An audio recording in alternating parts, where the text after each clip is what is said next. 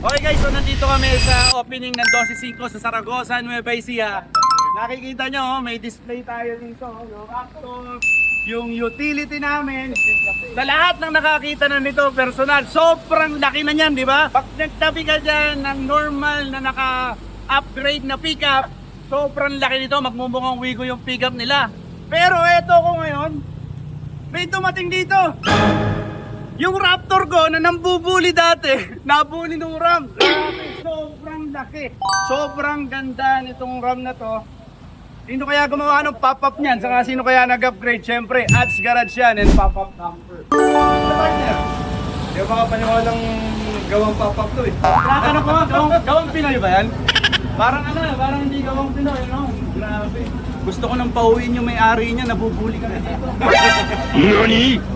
Masyado malaki. Tingnan niyo yung may-ari niyo.